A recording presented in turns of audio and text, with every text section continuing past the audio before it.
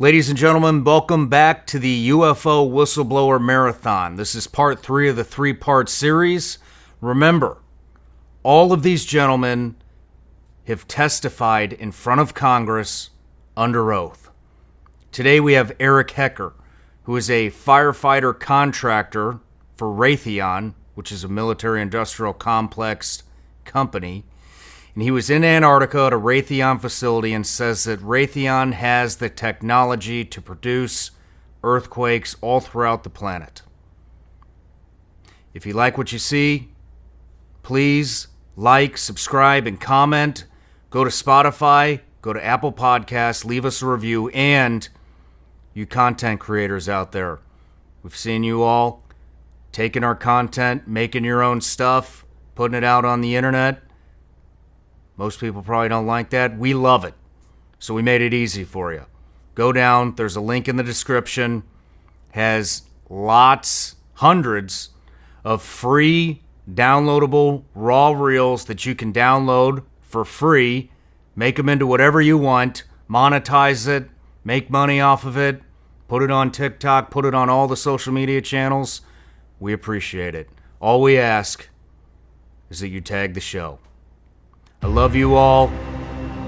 Enjoy the last part of this series. It was a really good one, and we'll see you soon.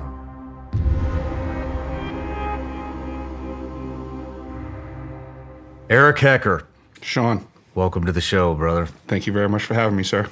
My pleasure. So, you are the only testimony that I did not get to hear at the conference. I had a flight, and the conference went way over time. And so this is totally fresh to me right now, and definitely fresh to the audience. But just a little intro on you. So you were a contractor for Raytheon, which Raytheon, how would you describe Raytheon? I would say that Raytheon is a military-industrial contractor that normally is making weapons and targeting systems for the military, and oddly enough had a contract to provide JANO services at the South Pole Station. Interesting. From 2010 to 2011, you were a tradesman and firefighter in the South Pole. Antarctica as a contractor for Raytheon. You spent 366 continuous days at the South Pole. You were experimented on as a child and trained to be a remote viewer. Correct. Through a program called Stargate Project. Submarine service in the Navy. Plumber for the wealthy elite on Long Island prior to Raytheon, and experience with UFOs. Yes. You're a whistleblower for the benefit of humanity. Why are you blowing the whistle now? I am blowing the whistle because I'm obliged to. I don't know anybody that's walked a similar path to me in life, so it's necessary information that gets out there. I wish that I could be relieved of the task, but until I can find someone that can properly handle this information, I have to be on point for it. Roger that. Well, just like everybody else, we always start off with a gift. Thank you, sir. If you don't guess this, what's in there? Pull them out. You got it.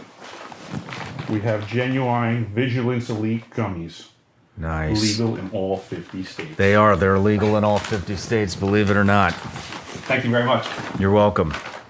I think they're still legal in all 50 states. I don't know. You know, laws change very fast nowadays. The tyranny might start coming after candy next. Who knows? Yeah. But today, we're here to talk about Raytheon Technologies Corporation. Raytheon is an aerospace company that provides advanced systems and services for commercial, military, and government customers worldwide. Probed for corruption in government contracting since 1980s. You were in the South Pole from 2010 to 2011. Let's talk about what you were doing down there. You got it. What were you doing down there? I was contracted for the summer season as a plumber. I did well enough in my summer season to garner a winter contract as well, which got me my full year's stay. I was also tasked with being a firefighter. I was a lead on the firefighting team, and because of that dual role capacity, I physically held a key that opened every single door in the facility. I had complete access to every compartment they manufactured. That was a rare position to be in. what are you blowing the whistle on? That there are technologies at the South Pole Station that people can't even consider that exist on this planet. Like what? Directed energy weapon systems is something that people need to get in their vocabulary fast. The ice cube neutrino detector is not simply a passive listening device as presented for the science that they're claiming it to do. It also has the capacity to transmit. There are embedded in the ice what are called digital optical modules, DOMs. They're about the size of a basketball. The array embedded in the ice is 1 kilometer by 1 kilometer by 1 kilometer. It is the world's largest telescope.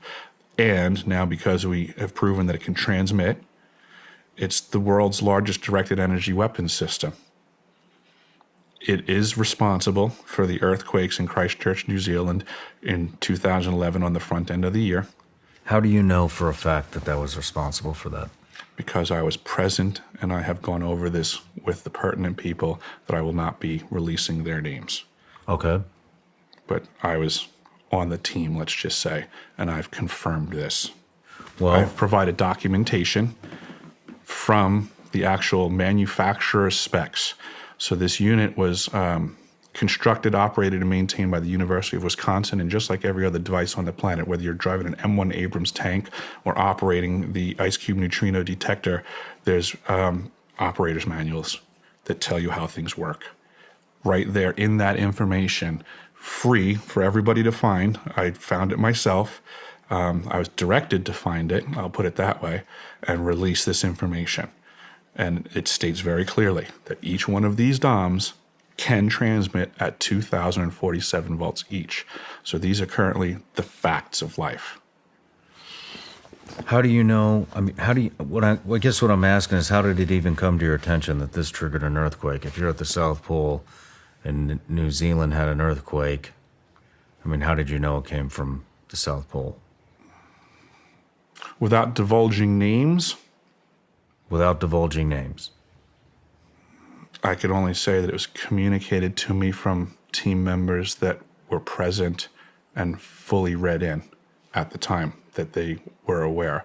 And since that time...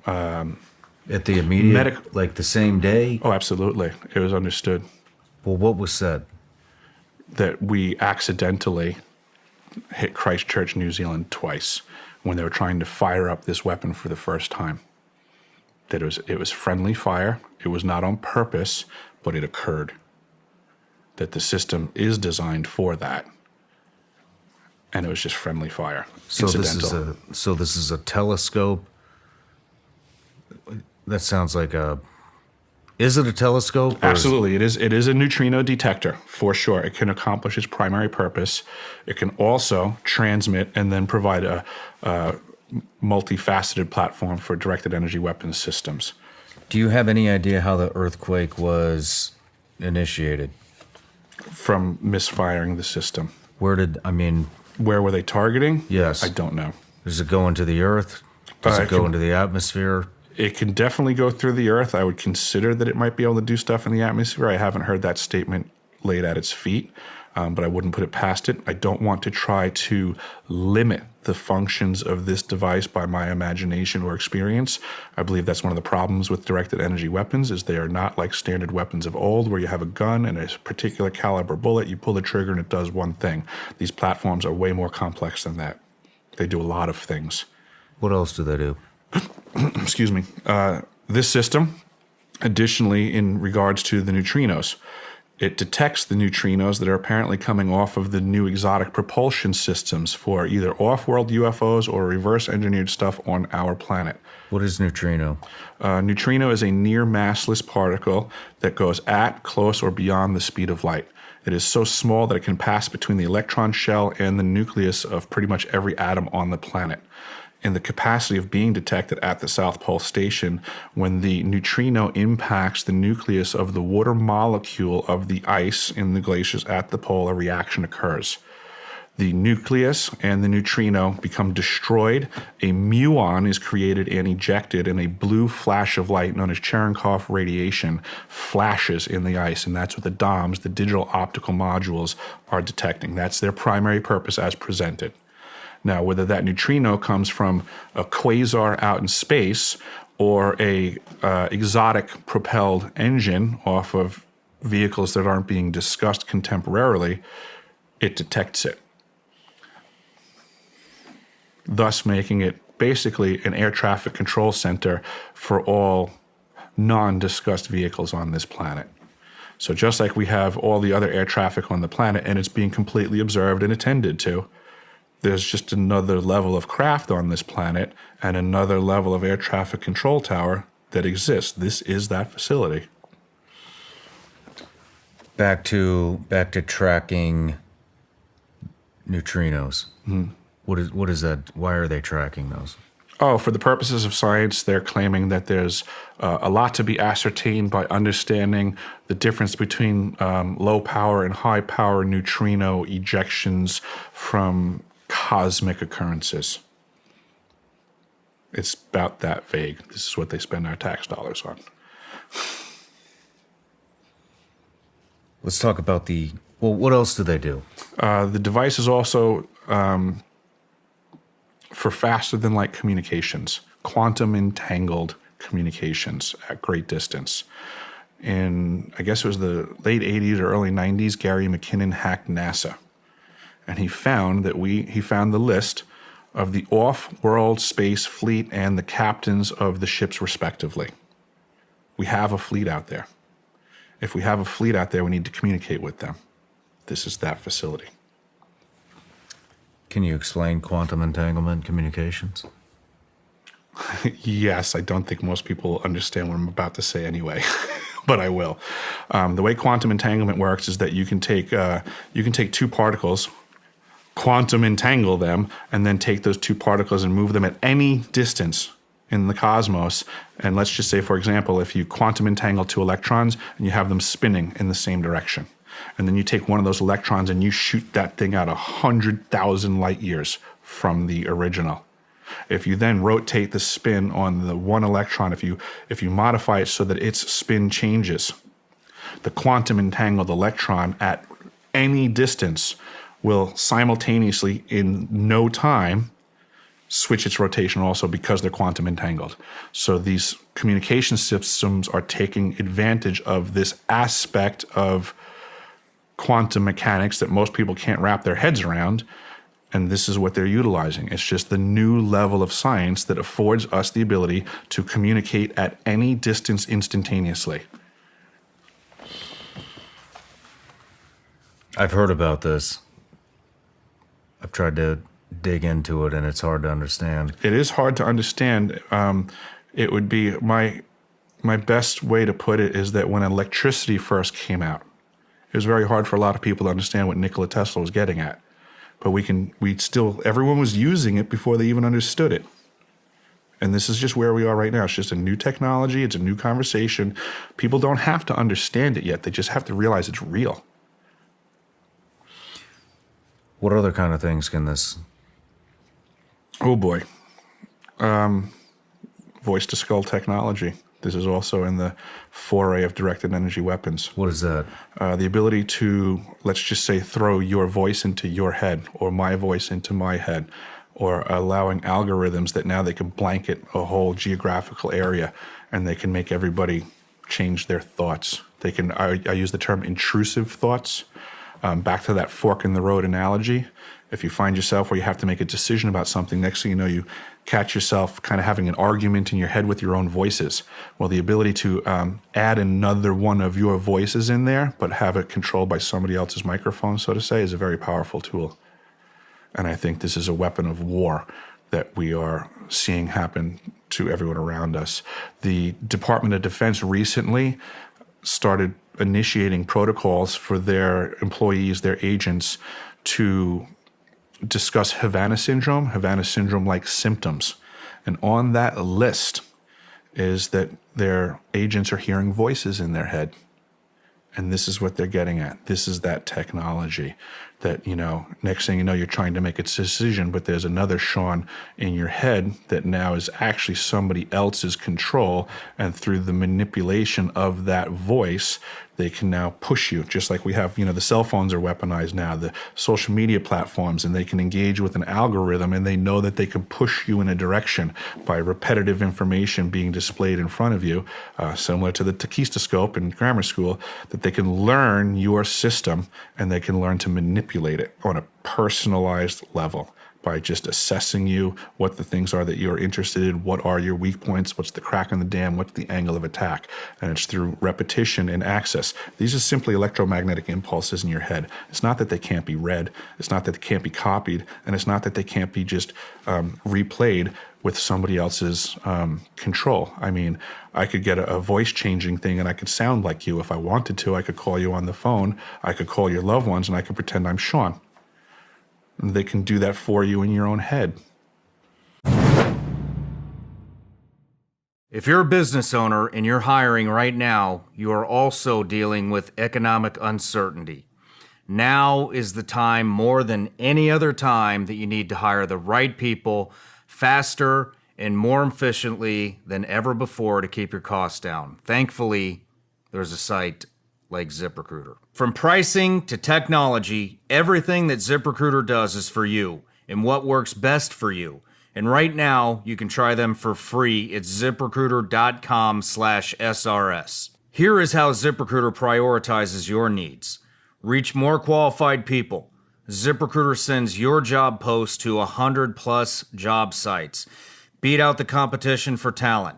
ZipRecruiter lets you invite candidates you really want to apply to your job before other businesses can snag them. Hire the best with the help of a partner who's all about you. ZipRecruiter. 4 out of 5 employers who post on ZipRecruiter get a quality candidate within the first day. Just go to this exclusive web address to try ZipRecruiter for free, ziprecruiter.com/SRS. Again, that's ziprecruiter.com/SRS. ZipRecruiter, the smartest way to hire. I want to start my comments with looking at the causation of this crisis at our southern border. It wasn't more than a couple years ago during the Democratic primary that your boss, now President Biden, said during a debate, we're a nation that says, you want to flee, you're fleeing oppression, you should come.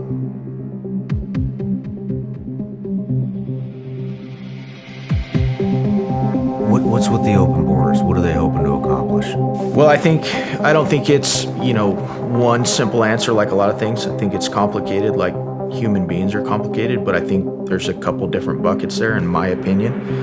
I think there are globalists around the world and within our own country that don't want to see, they don't want to see borders anymore.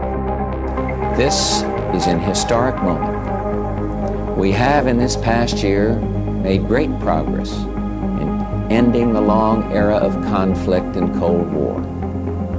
We have before us the opportunity to forge for ourselves and for future generations a new world order, a world where the rule of law, not the law of the jungle, governs the conduct of nations.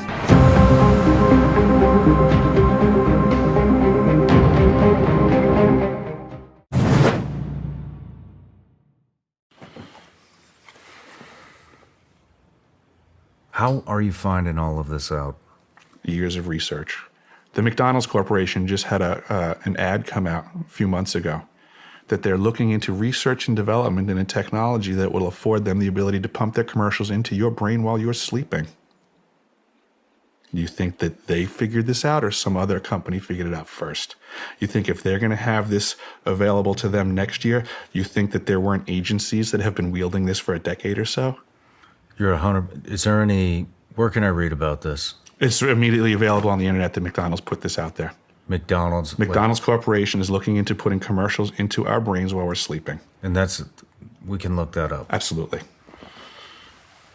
I gotta look that up. Understood. I've not heard of that. Understood. But now imagine if they can do that next year. Oh, I'm with you. Who's been doing it for the last decade or so? I'm with you. I'm right? 100% with you. So now when we look around the world and we see everybody acting the way that they are acting, let's consider that these intrusive thoughts have already been present. What do we do about this? These are the weapons of war contemporarily. It's very unfortunate, but it used to be that war was a bit more noble when we selected people, we put them in uniforms, we sent them over there to the battlefield, and we said, fight for us. And effectively, that would have been an act of attrition of each nation's resources until there was a victor. Now, unfortunately, they've circumnavigated the battlefield. Nobody's dressed in uniforms anymore, and the front line is every neighborhood that we're in. And the infrastructure is still under attack. It's just that now the average mortgage payer is in the line of fire. The list of Havana syndrome-like symptoms, which my South Pole crew and many South Pole crews are suffering, that other agencies are suffering, if people pay really close attention, they're going to notice that these symptoms are prevalent in the general population as well. Interesting. I interviewed a former CIA agent about this, who has Havana syndrome, and has been speaking out on it quite a bit. His name's Mark Polypernopoulos. But is there anything else going on down there? I mean, we just went through a lot of stuff here. Yes, actually. There's a system known as ELF, extra low frequency. It's also a massive antenna that's embedded in the ice there. When I arrived to the facility as a tradesman and firefighter, I was read into how everything worked because I needed for the safety of my crew to be able to battle fires and engage things appropriately. And at the onset, I was told that the ELF system is off. It's defunct. It's disabled. It is just sitting dead in the ice. But through my need to make an additional repair on something else and tracing back to a sub-panel, I was finding the circuit that I needed to lock out, tag out, and do all the safe repairs. But then I noticed that this other breaker that was supposed to be off was in the on position, and it was listed as the ELF. And I ran it up my chain. I said, what's going on here? I said, this is supposed to be off. I was told it's off now. And I was just given a hard, it's on. And that was the end of my need to know.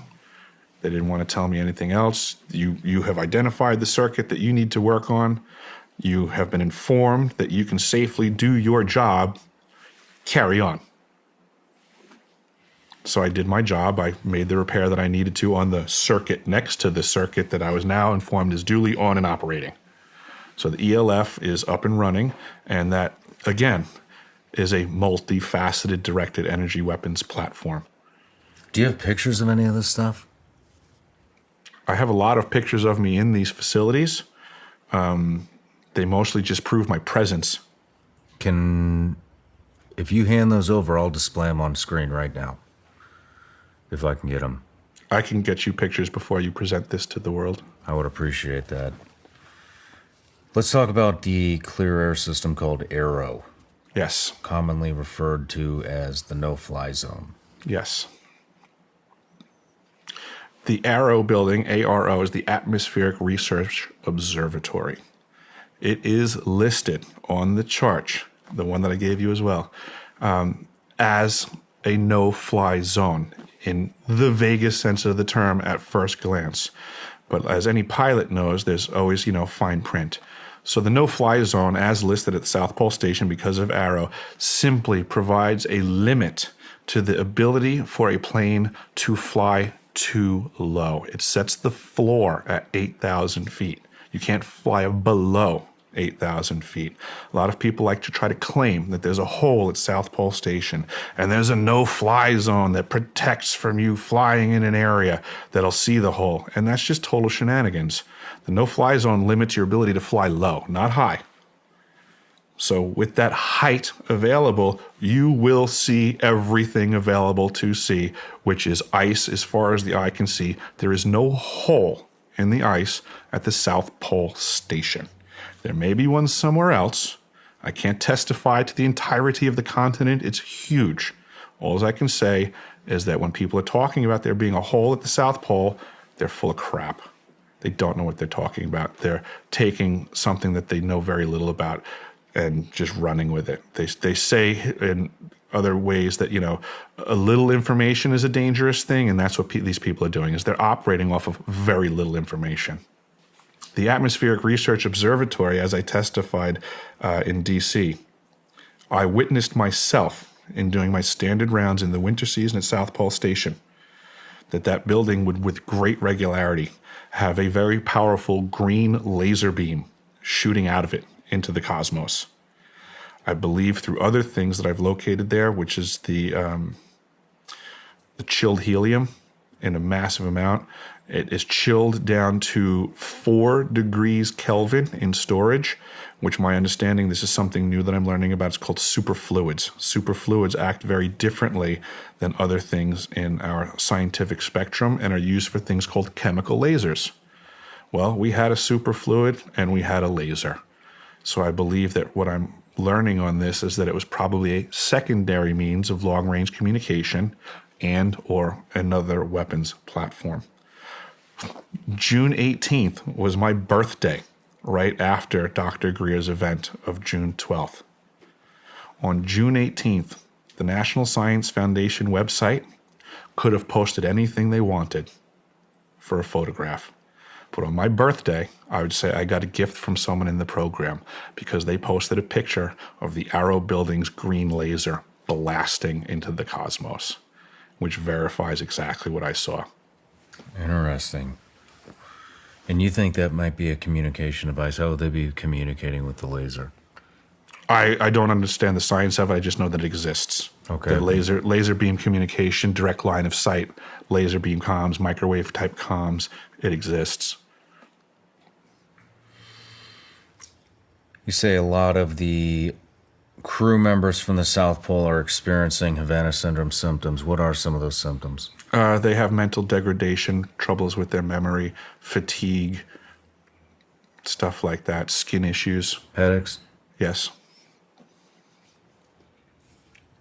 The Antarctica Treaty of 1959, an agreement signed by 12 nations in which the Antarctic continent was made demilitarized to be preserved for scientific research. What do you think about that? I think it's a load of malarkey. And I'm going to throw a gentleman's name out there that I have worked with. He told me very specifically at the time that we communicated. He's going to die when he sees this video. I worked with a gentleman by the name of Aaron Bontrager.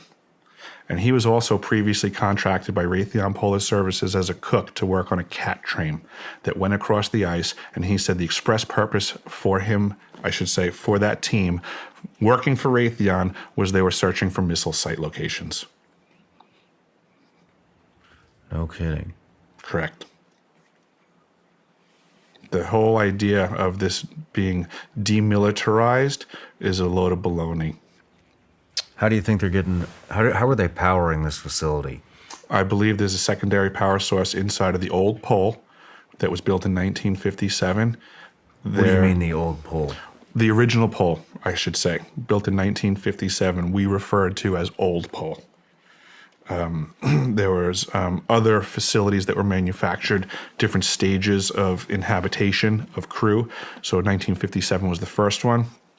It predates the Antarctic Treaty, which means that they could have had nuclear power there. I believe they did have nuclear power there, and that since then they may have maintained it, almost like a grandfather clause, or that they may have new, more exotic systems that are not in the legalese of the treaty. Why do you think Antarctica is a no-fly zone? Antarctica is not a no-fly zone. Well, Arrow, commonly referred to as a no-fly zone. Why? It's a misnomer. You can fly right over the no-fly zone. You just have to be higher than 8,000 feet. Well, I'm asking, why do you have to be higher than 8,000 feet? Because of the they're doing science on the cleanliness of the air, so they just don't want it tainted. Similarly, there's no land traffic allowed in that area. So you can take a snow machine. If I wanted to go visit the building to do my rounds, I could take a snow machine up to a certain point, and then I had to stop the snow machine and walk because simply the exhaust gases from the machine would taint their sensors. So the only reason they're trying to block out vehicular activity is to keep the exhaust gases out of their sensors. How do you get there? How do you get to Arrow? Yeah. It's within walking distance of the elevated station. How do you fly into Antarctica? You fly in with a Herc LC-130. Herc on skis, and you just come in from outside of that quadrant, Okay. or above 8,000 feet. Okay. How much air traffic is going around there? During the summer seasons, 24 hours of operation, they typically have a few Hercs on deck idling most of the time, and a lot of fuel is brought in by Herc. Our waste is brought out by Herc when the airmen will allow themselves to be a flying garbage can, as they claim. But basically, almost all operations and logistics were done by Herc. While we were there, in my 2010 season, they had brought in their first fuel haul over land as kind of an experiment to the process. And it's my understanding that they call this a traverse, that they have since increased traverse activity to drag large fuel bladders across the ice to resupply the fuel that way, being more economic than doing it by Herc, and then affording that volume of Herc space that's not being utilized for fuel now can, of course, do other things. The flight operations are almost 24 hours a day during the summer season because nothing moves in the winter season. So everything has to occur in a certain window. Okay. Man, back to the putting voices in people's heads. Are you aware of any ways to defend against that? Know thyself. It's an ancient practice, and it's an ancient practice for a reason. These modern technologies are bastardizations of ancient techniques. Way back in the day, they would call someone a magician who was adept at this skill. I could walk into the room, and I would potentially have that skill set to put my thought in your head. It's just a technique. It's completely doable. But now we have people that are no longer going through these schools of nobility to learn to practice these things nicely. And we have evil people that are taking technologies and utilizing them, because again, it's just simply electromagnetic impulses. They can be read, they can be used, they can be hijacked. Eric, is there anything that I'm missing that you want to bring to the public?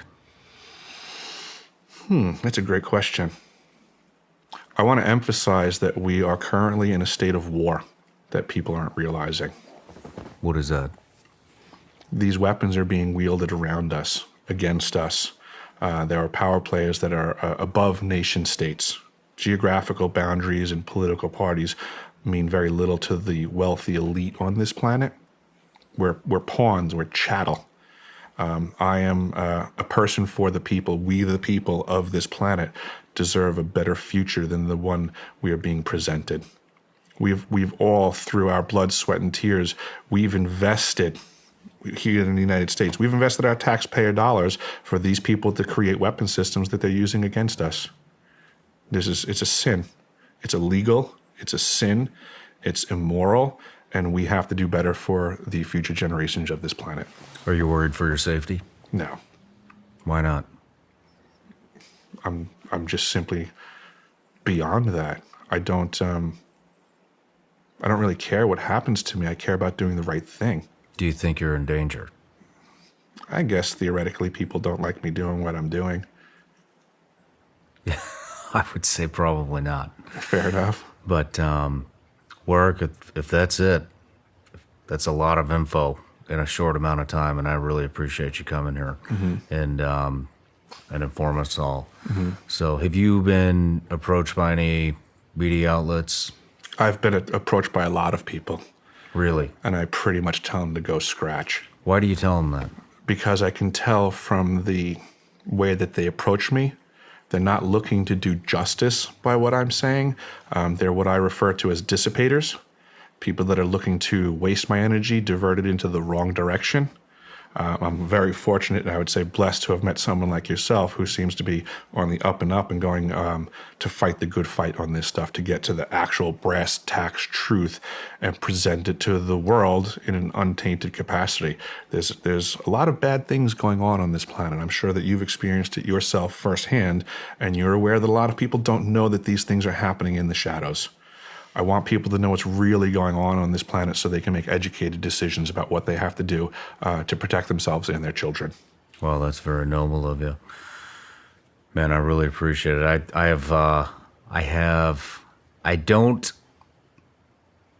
That's a lot of info to process. I understand. It's going to take me a minute to come up with questions, and Would you be willing to come back? I would love to come back. Let me digest this, and then we'll come up with a date and do a longer form interview. I gotta wrap my head around this stuff. Understood. In the meantime, be safe. Thank you for coming out here, and it's an honor to meet you. Thank you. Thank you, Pat.